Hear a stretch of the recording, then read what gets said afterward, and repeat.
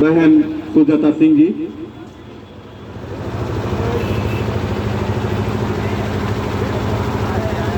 बहन किरण सुजाता जी को माल्यार्पण प्रदान करें।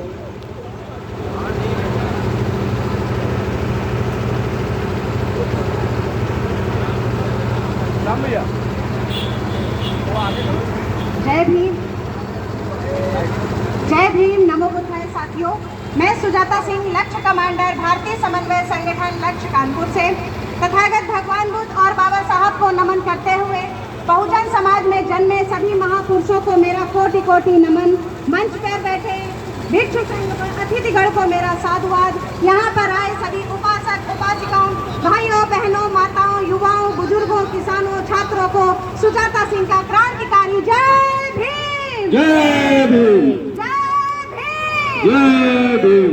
जैसा कि आज भारत रत्न, संविधान निर्माता, कलम के बादशाह, विद्वानों के विद्वान, नारियों के मुक्तिदाता बाबा साहब के जन्मदिन की आप सभी को बहुत बहुत बधाई।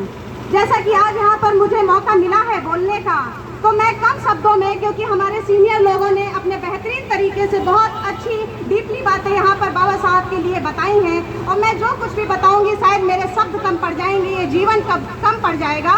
तो मैं कम शब्दों में अपनी बाबा साहब के कारवां को आगे बढ़ाएं हमारा समाज मिलजुल कर।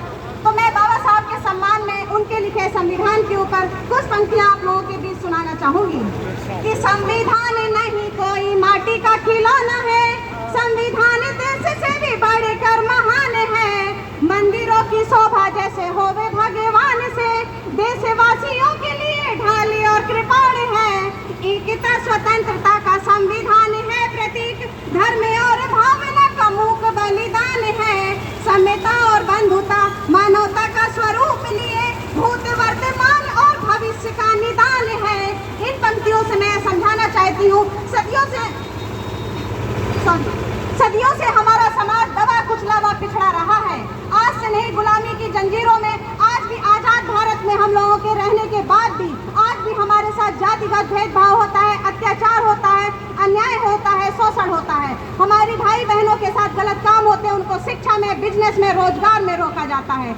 हम ऐसे आजाद भारत में रहते हैं जहाँ हम किसी भी गांव गली में निकल जाएं या बस्तियों से निकल जाएं या नौकरी पैसे में जाएं, स्कूल में जाएं, तो पहले हमारी जाति पूछी जाती है, तब हमको कहीं किसी मंजिल पर पहुंचने पर रोका जाता है। कहीं आरक्षण के साथ छेड़छाड़ किया जाता है, तो कहीं संविधान से छेड़छाड़ किया जाता है।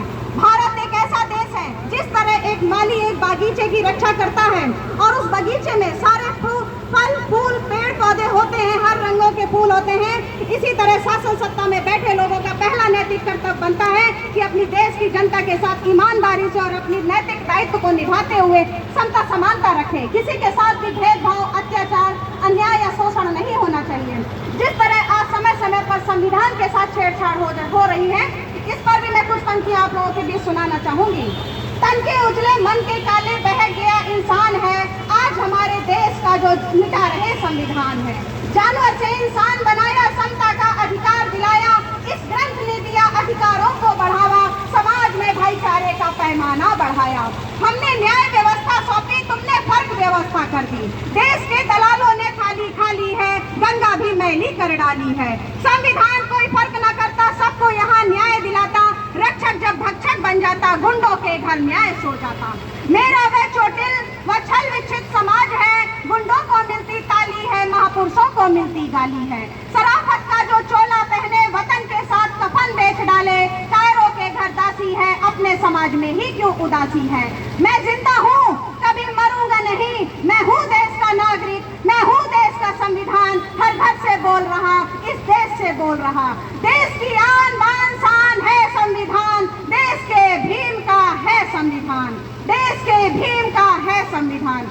इन पंक्तियों से मैं समझाना चाहती हूँ, हमारा समाज पढ़े लिखे, एकजुट रहे, एक साथ रहे, अन्याय के खिलाफ निरंतर आवाज उठाता रहे। बाबा साहब ने कहा था, बाबा साहब ने इस देश को संविधान दिया है, तो हम लोगों को ये अपने दिमाग में बात बैठानी चाहिए कि हम लोग देने वालों की संतानें हैं, न कि लेने वालों की। तो मैं अपनी वाणी को विराम देने से पहले, जैसे अपने संविधान के साथ जो छेड़छाड़